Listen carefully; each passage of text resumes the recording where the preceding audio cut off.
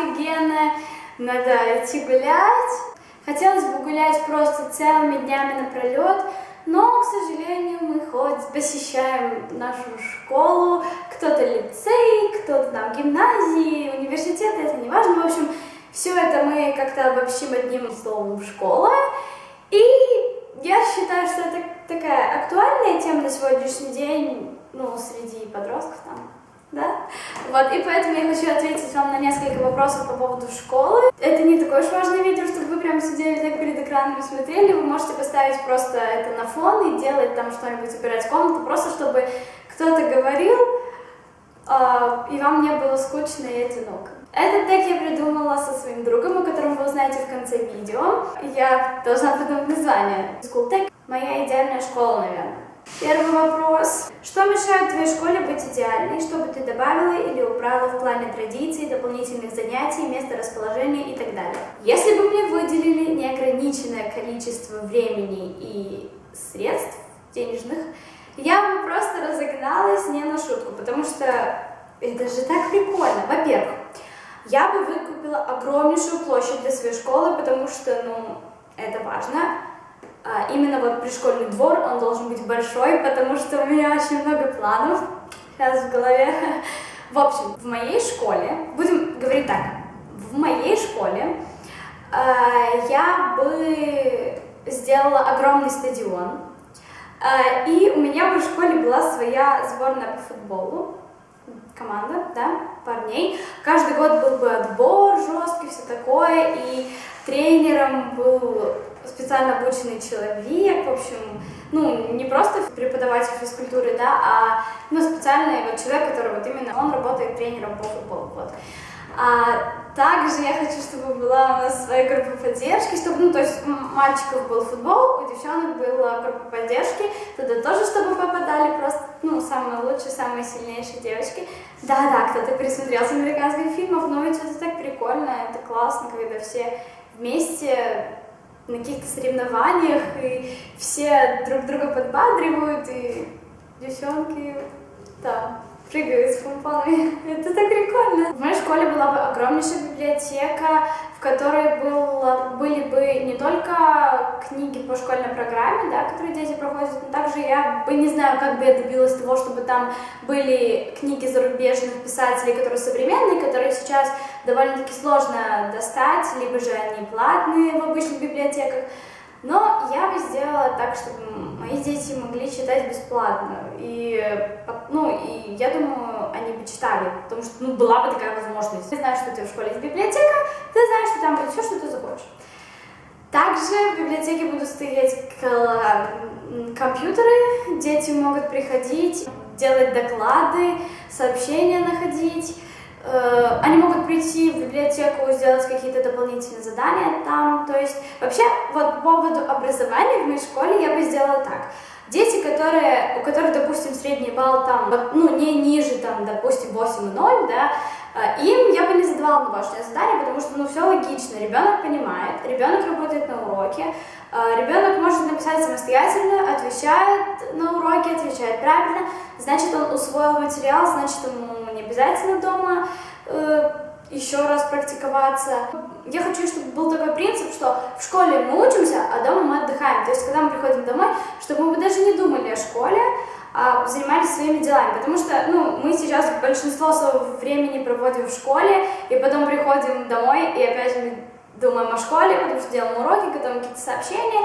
И поэтому было бы круто, если бы в школе мы учились, дома мы отдыхали. Вот. А дети, у которых был бы средний балл ниже, чем, вот, допустим, 8,0, да, им бы задавались какие-то дополнительные задания, но этот ребенок мог бы попросить учительницу, как бы дополнительно позаниматься по этим занятиям, по этим заданиям, и они бы пошли в мою библиотеку, где есть столики, где они могут заниматься, вот, и там бы они занимались, вот. Я считаю, огромным стимулом будет для детей, которые будут учиться ниже нормального балла, для них будет стимулом то, что, блин, какого хрена, всем задают домашние задания, всем не задают домашние задания, мне тут задают, и что это, я должен их делать, они бы стали лучше учиться, я так думаю. Большая столовая, и чтобы дети сидели как хотели, то есть, ну, там, столы, и чтобы каждый сидел как бы в своей группе. Не знаю, мне кажется, так лучше, когда ты сидишь за столом с людьми, которым есть о чем поговорить, чем ты сидишь, уткнувшись в тарелку и ешь. Ну, потому что все-таки школа — это уроки и перемены. На переменах мы разговариваем, на перемене, которую мы едим, мы тоже хотим общаться, потому что на уроке, в принципе, мы не общаемся. Поэтому как-то сейчас скажут, типа, ну так и надо сидеть и есть и молчать. Но все-таки хочется общаться, в школе тем более.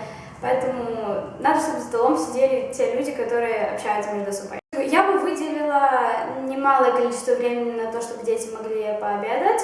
Это было бы час или полтора, потому что я хочу, чтобы было, вот я не знаю, мне настолько нравятся вот эти вот американские школы, где дети сами подходят с подносами, с разносами, подносами, в общем, и сами выбирают, что они будут есть. Поэтому я бы сделала точно так же в своей школе. И как бы, ну, есть дети, которые против системы, которые не питаются. И в нашем случае эти дети постоянно стоят в буфете и закупают всякие смаженки, сосиски в тесте. И, в общем, в принципе, они считают, что так намного лучше, раз так дешевле съесть какую-то смаженку. А я считаю, что нужно есть горячую еду, поэтому я бы их отпускала домой. И они бы ехали домой и ели нормальную горячую еду. Вот. Дальше спортивный зал, большой спортивный зал должен быть, чтобы, ну, в моей школе будет учиться огромное количество детей, потому что это школа мечты. И поэтому, конечно, я думаю, что на физкультуре будет получаться так, что будут какие-то спаренные уроки, да, то есть когда 2 класса вместе, даже, может, 3, не знаю. Вот, и поэтому маленький спортивный зал — это не круто, и это безумно неудобно, поэтому я бы сделала большой спортивный зал с высокими потолками, и, ну, чтобы там еще как бы тренировалась группа поддержки, когда им надо, но там же всякие трюки, прыжки, поэтому они не смогут в маленьком танцевальном зале, который даже будет танцевать. Я бы еще сделала бассейн у себя в школе. Я бы еще сделала себе в школе тренажерный зал. Ну, потому что у нас же сейчас дети примерно моего возраста уже начинают ходить в тренажерные залы, как-то следить за своей внешностью, за своей фигурой. И за это даем немалое количество денег. И я бы сделала своим детям бесплатно. В принципе, я думаю, все. С этой школы. Да, думаю, все. Нет, не все. Я хочу, чтобы дети учились на свежем воздухе, когда тепло. И я бы хотела, чтобы они учились на крыше школы. Ну, конечно, там они не смогут вывалиться с этой крыши, там были бы нормальные условия, но это было бы прикольно. Но я бы придумала что-нибудь. Это офигенно. Ну, и на улице, конечно, тоже будут стоять столики всякие, потому что когда точно в столовой ты сидишь такой, и тебе захочется на улицу, там тоже есть столики, ты можешь в столовой взять еду и пойти на улицу. Это офигенно. Я бы бегала в такую школу, честное слово, это офигенно.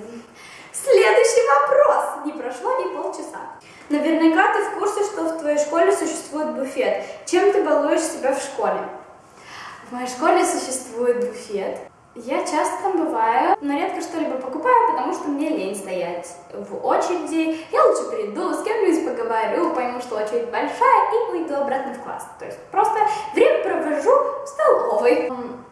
Так всегда можно найти с кем поговорить в столовой, да, потому что, полшколы туда сбегается, почему бы и нет. Я совсем недавно попробовала просто обалденный попкорн в школе.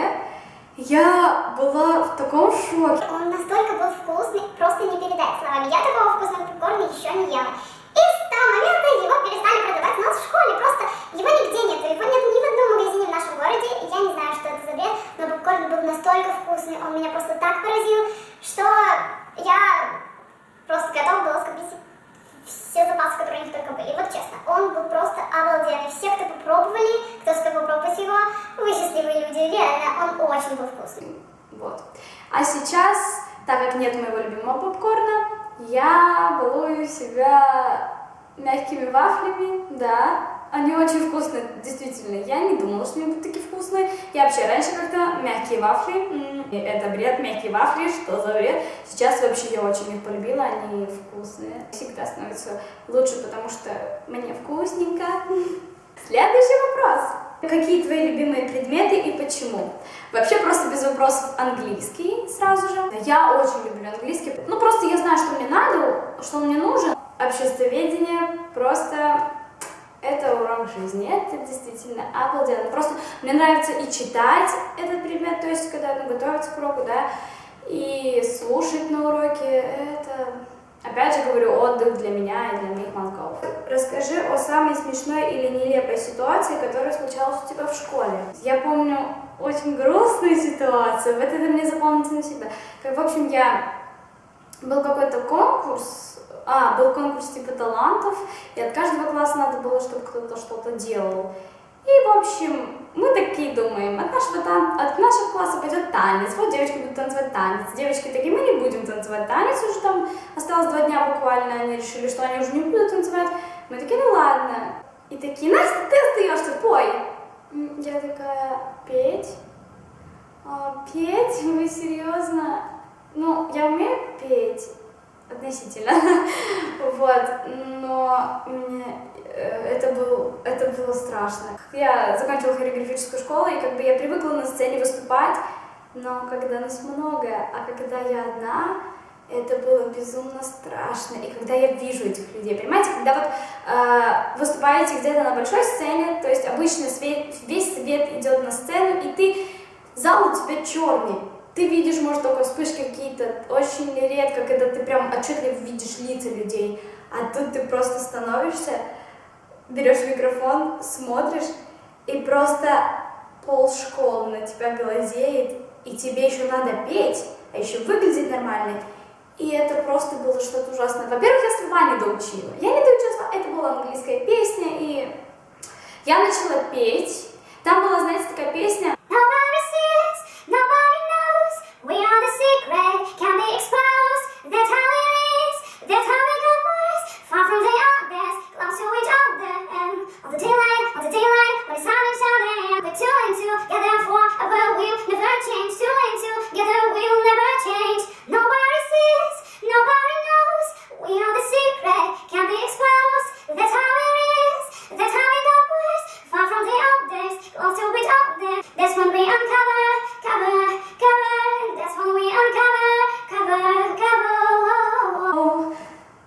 В общем, и эта песня начиналась как бы просто со слов, то есть ни мелодии, ничего, но там, получается, в минусе был такой удар, слабый такой бух, и надо было начинать петь, и через какой-то определенный промежуток времени начинается песня, ну, уже мелодия, да? А я не могла, я не слышу этого бум, я не слышу его вообще никак, даже моя подруга слышит, а я вообще не слышу. И, в общем, я такая, включайте. Стою, жду начала, и начинается песня, я вспоминаю, что как бы надо было начать раньше. И я такая, еще раз! Он включает меня еще раз.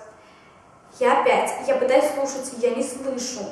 Такая, давайте еще раз, я не слышу, там просто должен быть такой звук характерный, чтобы я начала петь. И просто все такие, еще раз, пожалуйста. То есть, как бы с артистизмом все в порядке, но я не могла просто попасть. И стоит моя подруга, снимает меня уже 3-й раз. И я такая стою, он еще не включил музыку, я такая, махнешь мне головой, ладно? Она такая, да-да-да. Я такая, все, включайте, пожалуйста. Уже стою, просто трясусь. А мне, я не знаю, когда я волнуюсь, когда рассказываю что-то на публике, да, стихотворение или пою, ноги просто бешено начинают трястись, я просто там чуть ли не скачу, у меня ноги просто скачут вот так вот по полу, и я не могу остановить, у меня уже коленка так трясется, я тут чуть ли не скачу от того, как я дрожу. И, в общем, включается музыка, она мне, давай, я такая, я начинаю петь, я пою, спела 1-й куплет, спела 2-й куплет, пою припев, там еще был 3-й куплет. Я просто уже не выдерживаю, я настолько волнуюсь, и я понимаю, что не очень круто получается, потому что я волнуюсь, и голос дрожит, я стою уже такая, не могу. Я просто убежала. Наверное, мало людей кто-то помнит, но я это запомню на очень долгое время, потому что я ревела, я просто говорю, я не зайду больше туда. Ну, для меня это реально было как травма, потому что я уже просто испереживалась, уже все просто зашло за границы. терпения моего и волнения, и поэтому так получилось. И есть видео, где я пою, а потом такая оп, и ушла. Чем ты обычно занимаешься на переменах? На переменах я обычно либо ем, либо бегаю к зеркалу, потому что скучно, либо общаюсь с людьми, либо бегаю по школе, ищу людей, с которыми можно пообщаться, либо готовлюсь к уроку. Как ты подходишь к процессу выполнения домашнего задания? В начале года меня моя одноклассница просто заразила любовью делать домашние задания. Сейчас я как-то с меньшей ответственностью подхожу, наверное, к выполнению домашних заданий, но я не знаю. Если бы тебе разрешили добавить или отнять какой-нибудь предмет, что бы ты сделала? В общем, я бы добавила правила этикета, и все. Как-нибудь борешься с волнением перед важными работами? Если да, то как? Не особо, я просто спрашиваю себя, я могу написать эту работу или не могу? Если я сама себе отвечаю, что нет, то зачем мне тогда волноваться? Я особо не борюсь с волнением. Вопросы закончились о школе. Я желаю вам хорошего настроения, я желаю вам улыбок и чтобы все в вашей жизни было все, как вы хотите. Спасибо за просмотр и пока!